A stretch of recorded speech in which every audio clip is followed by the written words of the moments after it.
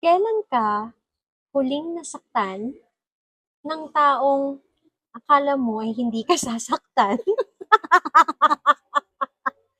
Is there someone? Meron ba? Oo. So, parang, hindi ko siya ina-expect na sasaktan niya ako ng ganun, Ganun kalala. Oo, ganun kalala.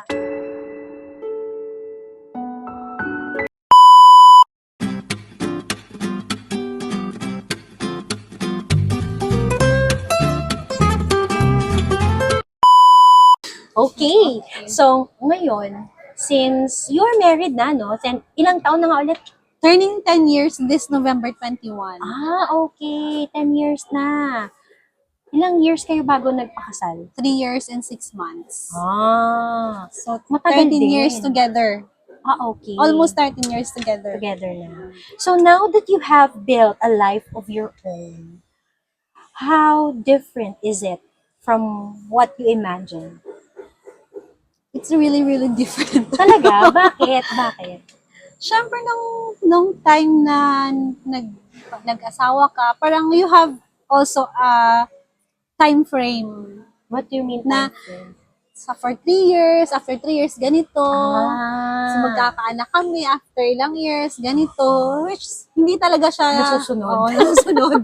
tested and proven yan. So, kumbaga, yung plano mo, Oo. mas may plano, mas maganda si Lord Correct, para sa atin. correct. So, speaking of that, so 10 years kayo, and until now, actually, hindi rin pa nagkaka-baby. So, actually, parehas kami na at this age, 7 years na rin kaming kasal ng asawa ko. Today! Happy anniversary! Today, 9 years kaming magjowa. So, 16 years na kami together, I think. I lost count. So, ang dami ba sa inyong, alam mo naman yung ano natin ngayon, dahil ba nagpe-pressure sa inyo? Bakit wala kayong anak? Bakit ganito, ganun? Oo. How do you face it? Before, like way back 2018, mga ganun. So, mga 3 years marriage Na pa lang kayo? kami noon. I was diagnosed anxiety and depression dahil dyan. Talaga? Oo, talagang na-diagnose talaga ako to umabot talaga sa point na nag-take talaga ako ng antidepressant. Meds, oo. Kasi nga, yun yung parang laging ako naririnig na, ay, wala pa rin kayo anak, bakit ganito? Nauna pa si ano, ganyan. Sakit, diba? Masobra. Pero after nun, nung na-overcome ko yung depression ko na yun, parang doon ako naging strong na pag may taong nasasabi sa akin na, Oo. may anak ka na, pag anak ka na, bakit wala ka pa rin anak? Sabi ko, yung sinasagot ko na lang is ganito. Iba-iba yung blessing na binibigay ni Lord. Siguro sa akin, hindi pa niya binibigay yung ganung blessing, pero I am blessed of what I have right now. So kung ano yung meron ako, yun yung ini-enjoy ko. Bakit ko ipipressure, or bakit namin ipipressure, kahit kami dalawa ng husband ko, yun nag-uusap kami, bakit namin ipipressure, kung hindi pa talaga siya time. Oo, tama. Pero have you guys checked professionals? No problem naman. Wala naman. Mayroon bang pinakamasakit na sinabi sa'yo ng ibang tao? Oo. Ano? Yung, ano daw ba yung purpose ng pagsisipag mo, wala ka namang anak. So parang sabi ko, kailangan ba na, kunwari, syempre, required ba na pag nagsisipag ka, dapat may anak ka? Kasi sabi niya, sayang yung mga pinagsisipagan niyo, wala naman kayong anak, ganyan, ganyan. Pag tumanda kayo, wala mag-aalaga sa inyo.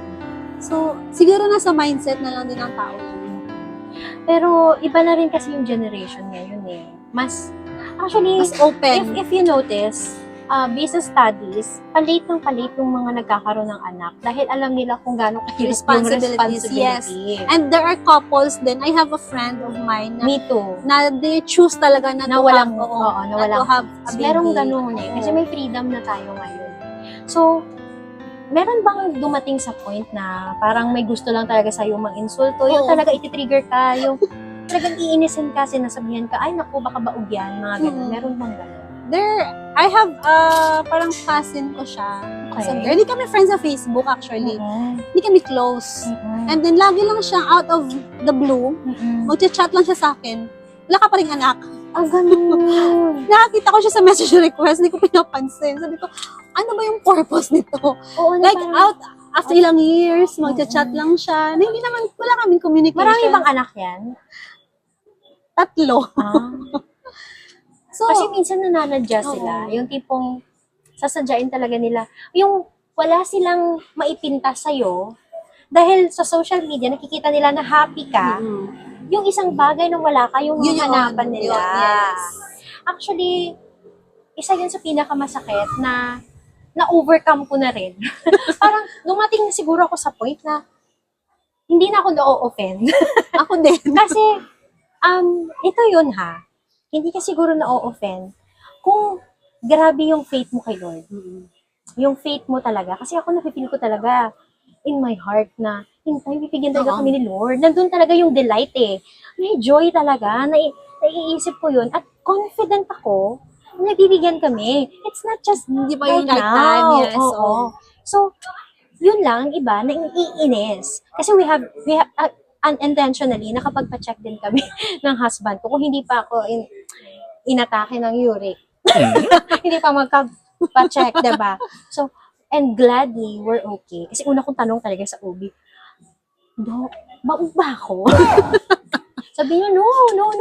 So, pina-explain niya sa akin, why ganito, ganun. Well, anyway, sa amin din kasi, sa papa na side ko, late sila nagkakaanak, mga 40s na. So, kahit yung mga tita ko, yung mga kapatid niya, so feeling ko, may genes din na nakuha din. Pero mga healthy naman yung mga anak, mga bibo naman, mga bright naman. So, timing. It's just that may mga tao talaga na masasama Inis, ang ugali. Talagang wala silang may pinta sa'yo, kaya Oo, yun na lang. wala na silang makita Oo, sa'yo yun na, lang. feeling nila, she has everything, etong wala siya, etong Ito yung, gagamitin yes. natin. Diba? Yung ano yung bagay na wala sa'yo, yung gamitin na against you, Oo. para ipa-feel sa'yo na you're still Oo. missing and kulang ka. Oo. Ay naku, hindi yun na kami. Wala na. Wala na. Ngayon yung, alam mo yung mindset natin ngayon, paramihin ng pera. Correct. Kasi Mag-enjoy, pag mag-travel. mayaman ka, happy ka. Yes, diba? totoo yun. Pero in your 10 years of marriage ba, may time ba na parang na yung asawa mo naghihingi or nangungulit, or did you come to a point na parang gusto niya na lang mag-ampon? Parang may ganun ba kayo? Ako, Ikaw? oo, that was like 3 years ago. Kasi may friend ako na may anak, parang may baby doon sa kanila na iniwan ng mama. Okay. So, ako yung in-approach.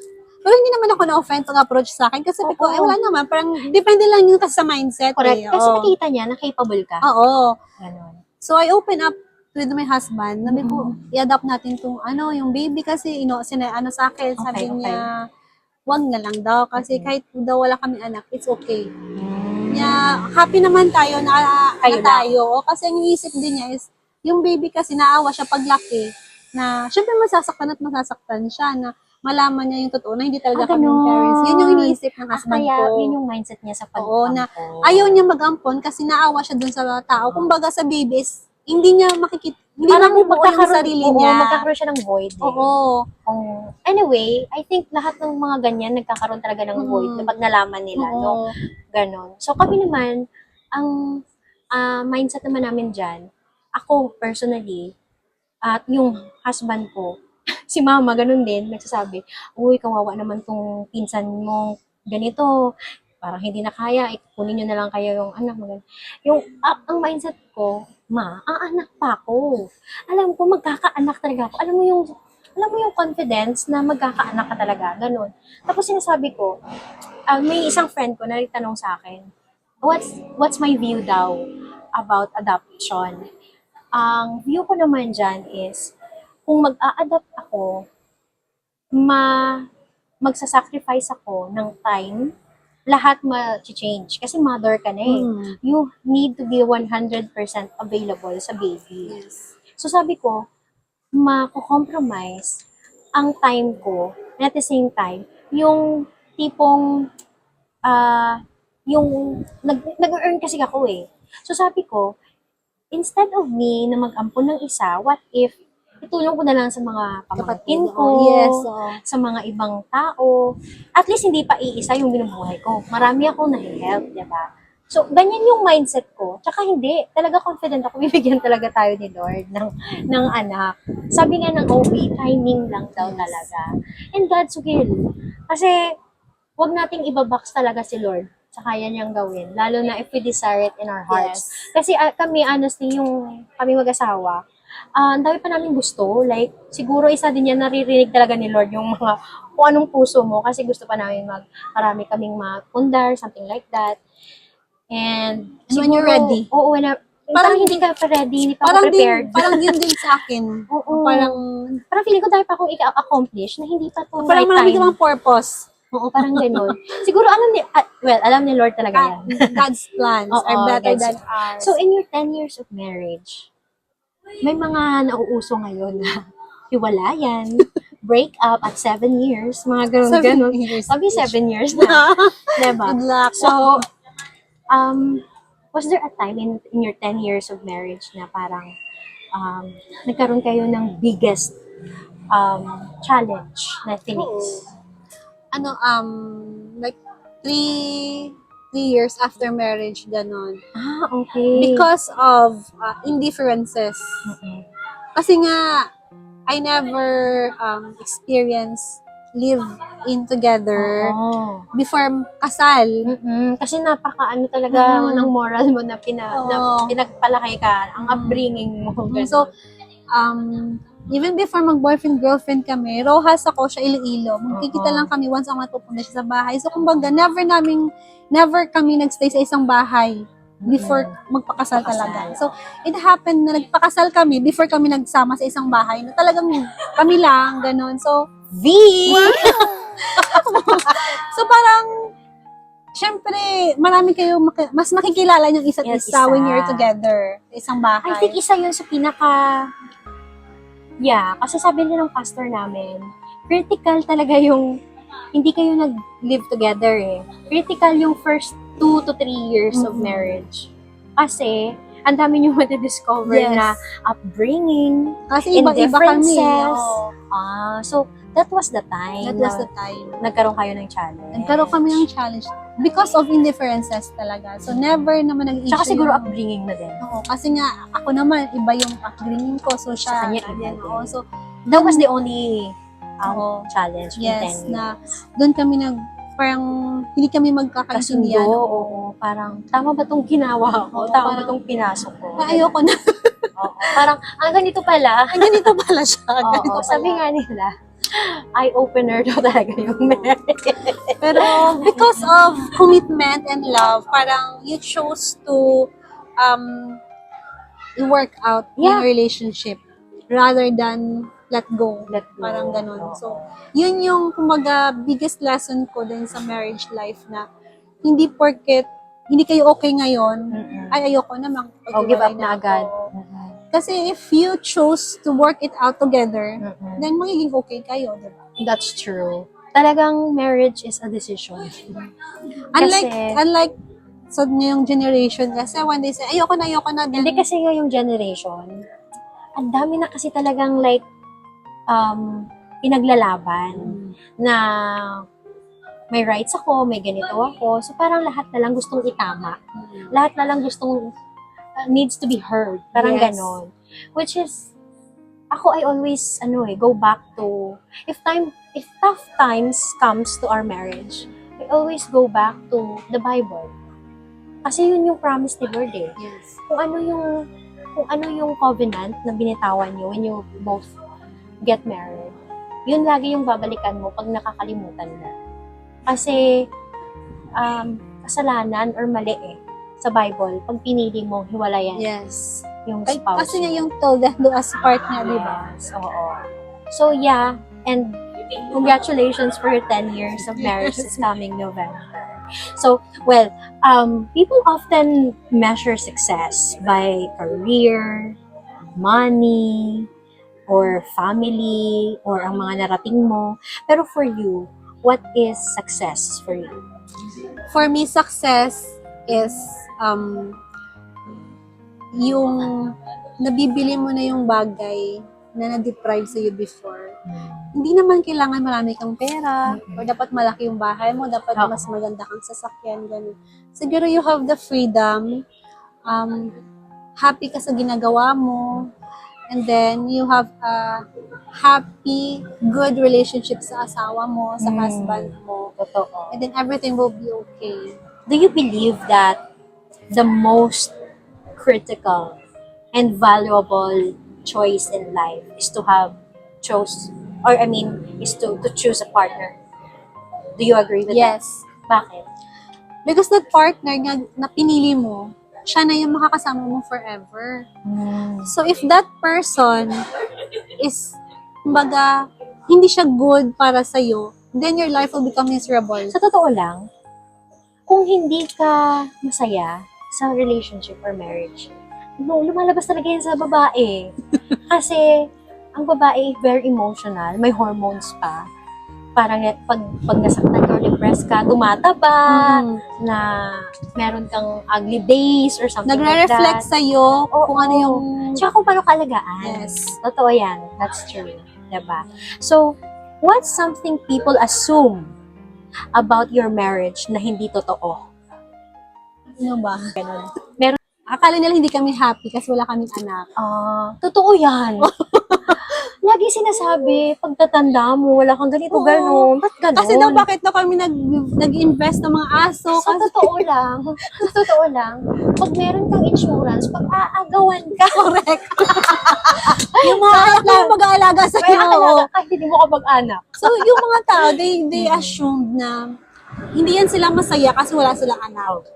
That's definitely a myth. Yes, totoo yun. Kasi, pag hindi pa binibigay ni Lord, then we can do travel. And then, nasa mindset na rin talaga. Oo. Kasi kami ganyan din eh. Ganyan din yung plano namin. Travel, tsaka invest Oo. into properties.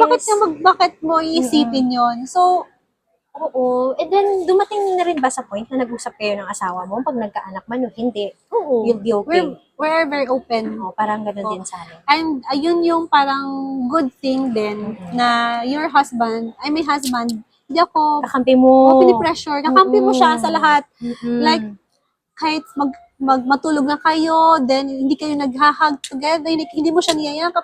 Magkadikit lang yung kamay niyo, parang you Okay feel na siya. safe, you Oo, feel parang- comfortable. Ganun. True. Yung parang lahat kahit mali man yung decision mo, Mm. ginawa, nagkaroon ka man ng failure. Kasi yung Kakampi mo lesson siya. ko, yung biggest lesson ko din sa marriage life is your husband is really dapat your safe haven. Correct. Totoo yun. Kasi Totoo. at the end of the day, pag tumanda na yung mga anak nyo, kayong dalawa lang may iwan. Uy, isa yan sa mga na-realize ko. Personally sa akin. Kasi syempre, we're all grown-ups. Ang ngayon, ang iwan sa bahay, si mama at si papa na lang. Totoo. So, talaga importante talaga yung pagpili ng partner no, na Yes. makakasama mo habang buhay. Kasi it's either good or bad for you. Mentally, emotionally, spiritually, financially, all.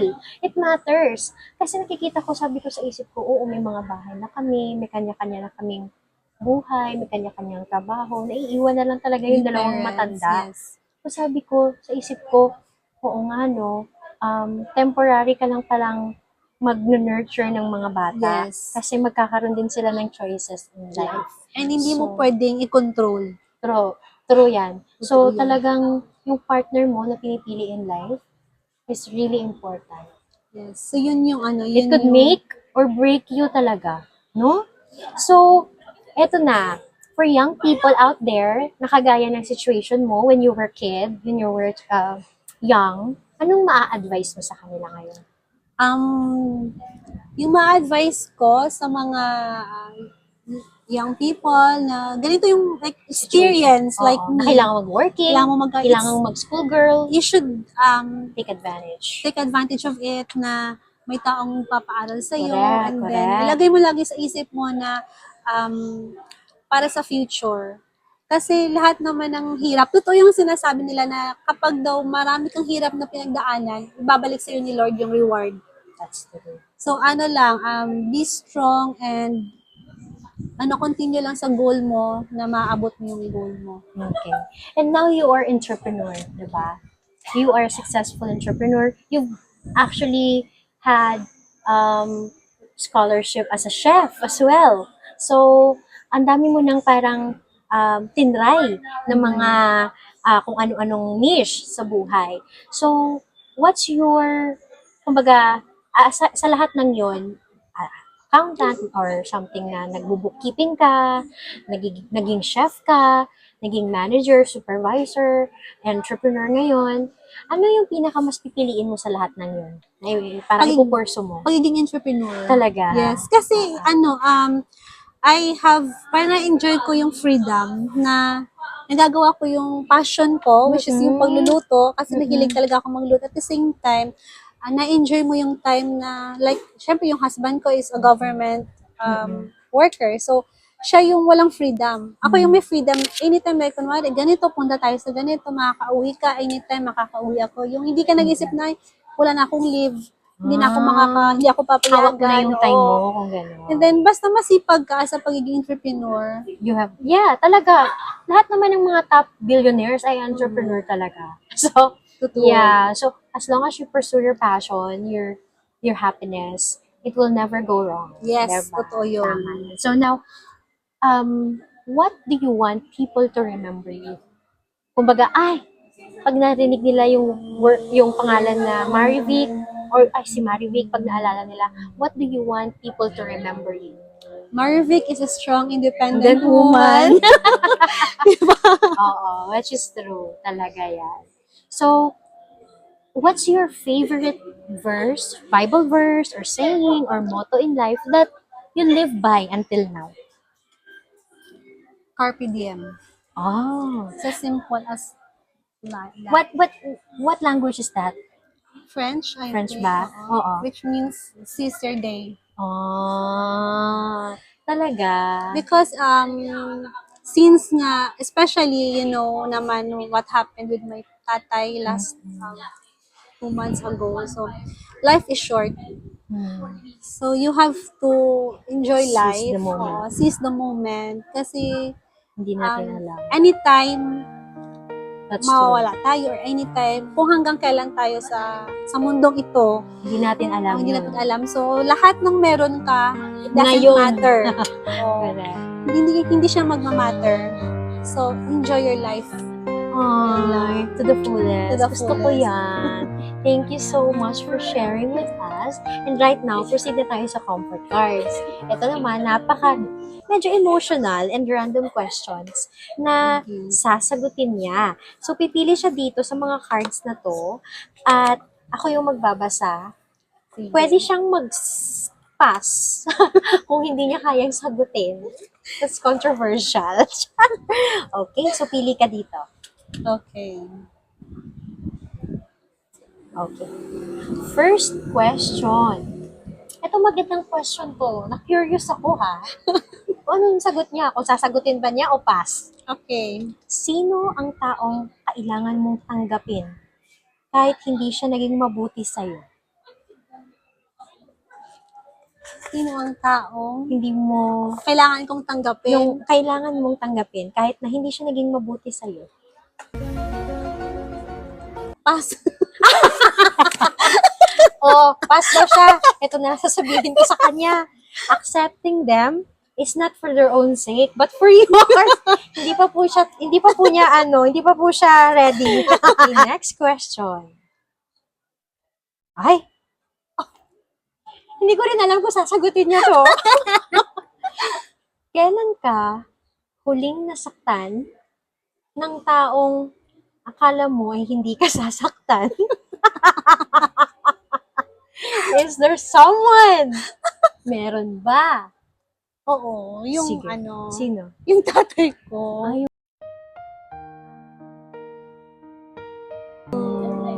bakit? Siyempre, we never expect na yun ang mangyayari. Ay, oo, nasabi mo nga pala. So, parang, hindi ko siya ina-expect na sasaktan niya ako ng ganun Ganun kalala. Oo, ganun kalala. Kasi nakwento niya sa akin, his father just passed last December. January 4. January pala, sorry.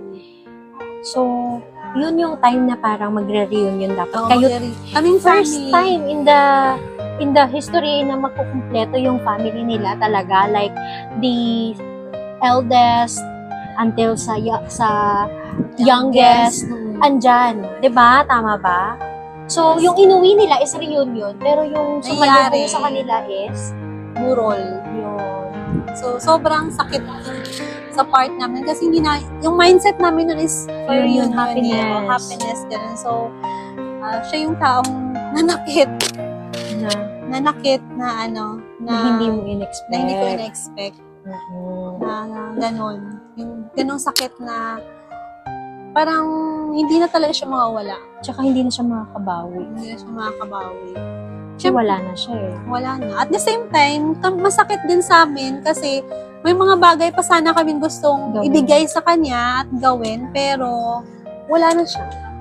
So parang, yung parang may regret ka. Kaya nga yung words na gusto ko is carpe diem. Kasi gusto ko na parang, hindi lang para sa akin, para din sa family ko na i-enjoy din nila yung life. Kasi yung papa ko, hindi naman niya talaga na-enjoy yung life niya. Kasi nga, ano siya yung parang sa bahay lang niya gusto lagi sa bahay. Kasi pag kumakain kami sa labas, gumagastos daw. Parang ganun yung mindset niya ba.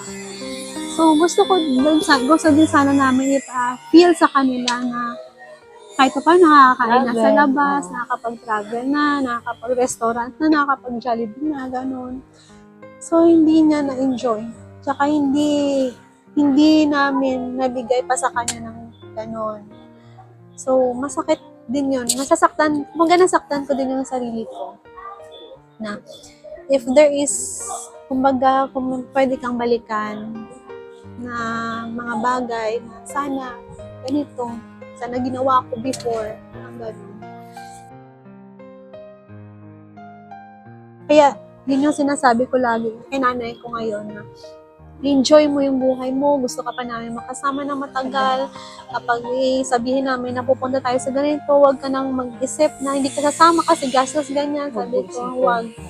Enjoy mo yung life mo kasi habang kaya mo pa. Sabi yun talaga. Kaya yun, I don't know that word, kahit may tattoo ako diba dito. Kasi yun talaga yung iniisip ko talaga na what if mamatay na ako bukas, hindi ko na-enjoy yung life ko. Iniisip ko na sa papa ko na hindi niya pa na-enjoy sana yung life na gusto namin ipa-enjoy sa kanya. Yun. Kaya masakit din para sa akin na yung ganun, na marami ka pa sanang gustong ibigay. Nakakalungkot isipin na you guys plan to have a happy new year, a happy reunion. Siguro kahit ako din, kung ako nasa sitwasyon mo, parang hindi ko matanggap. Kasi lahat first time mangyari na sama-sama, nandyan kayo lahat. Nung pumunta nga ako sa inyo, naiyak ako kasi I know how you value them. Kilala mo ako. Yes. Diba? So,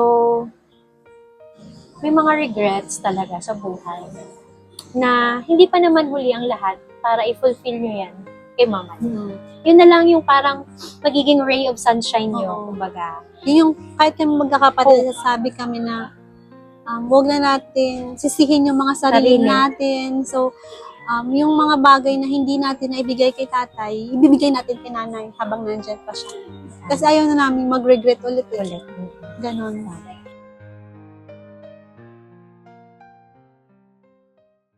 Thank you for sharing. One last. Pinaiyak natin si Marivic today. Okay. Oh my God. This is so timely. Para sa'yo to. Wow. If you have unhealed wounds from your parents, what do you want to hear from them?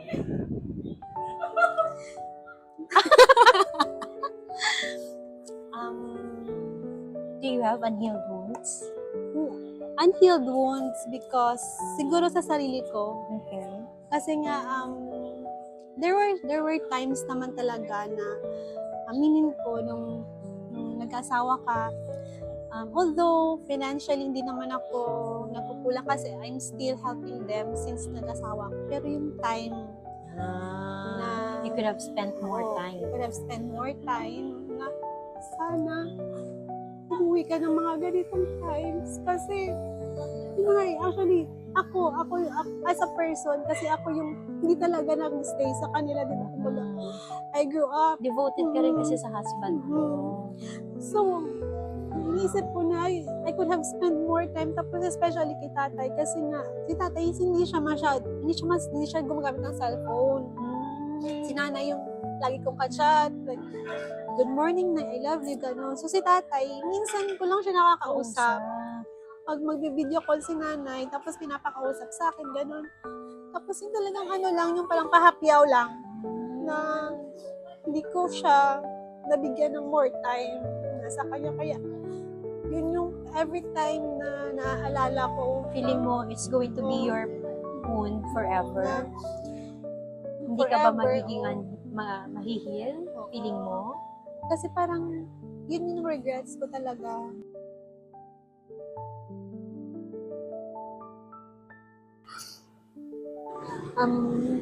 Dapat ganito nag-spend din ako ng time sa kanila, kasi nga malayo na din ako, di ba, sa Kihor na ako nagsistay. So, umuwi ako doon sa Rojas, dito sa Rojas, like ilang months, after ilang months, pag may gagawin ako sa Iloilo, kasi inutusan ako ng husband ko, uuwi ako din, dumidiretso ako, pero at 2 days lang, ganun, kasi iniisip ko na babalik na ako ng secure, kasi nga, yung Kailangan business ka na, ko, oo. yung ganito, so, hindi ko siya naisip na, yung parang sinasabi nila na, when you're growing up, your parents gets older. True. So, parang ganun. So, Hindi mo siya naisip.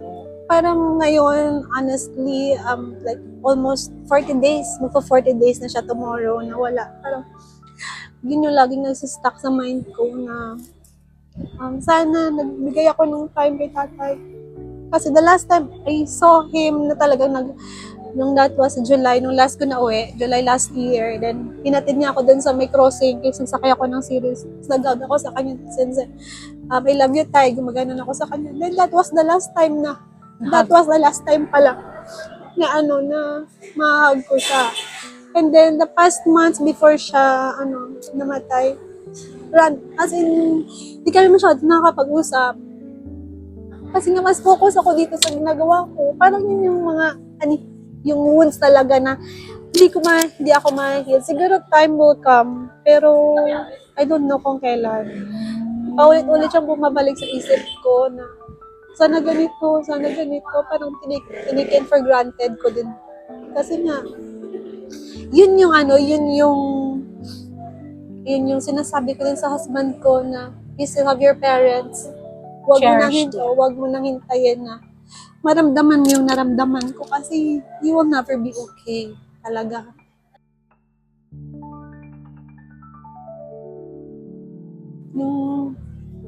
Yung sinasabi na mayroon na tayong busy tayo sa life natin, pero naiwan yung parents natin ba? Parang ganun. Sa lahat pa naman ng kakapatid kayo, ikaw ang pinakakamukha ng papa mo, no? Talagang carbon copy ka niya. And kasi nasabi niya talaga na ako lang daw yung anak niya kasi ako yung kamukha ko. Seryoso yan. So, I think ang masasabi ko is just have this thought na mag-delight ka dahil nasa Lord na siya. Kumbaga, maybe, para sa'yo, it's a regret na hindi ka nakapag-spend ng time sa kanila. Pero feeling ko, sa papa mo, fulfilled siya. Kasi nga nakikita niya na successful yung anak niya despite this. I think he is happy. Para sa kanya, kahit na kinulang for you, for you lang kinulang kayo sa time, parang hindi kayo maraming time na na-spend. Pero for him, he is accomplished. Kumbaga, he is fulfilled. Kasi he know na you're okay. That you have grown and you have a beautiful family right now and beautiful career. So just rest in the thought, in the hope that he is okay. That he is in heaven. Yun na lang. Kasi kahit ako, hindi ko rin siguro alam kung sa sitwasyon niya, kung kailan din ako mahihil sa mga ganyang iniisip. It's actually just you. It's just your thought. So, you don't know kung ano yung gustong sabihin sa'yo ng tatay mo, kumbaga, sa naiisip mo. for him, I think talaga, fulfillment talaga ang nararamdaman niya. Thank you so much for sharing. I appreciate your time, Vic. I truly appreciate your time. And thank you so much also for sharing your life here. Naway, sana, kahit pa paano, you have a simple, sabihin na nating hope na nakuha or nagbigay ng hope sa inyo kahit konti lang sa episode nito. So, for today's episode, Strong, Independent Woman. Thank you. Bye, guys. Please like, share, comment, and subscribe. Thank you so much.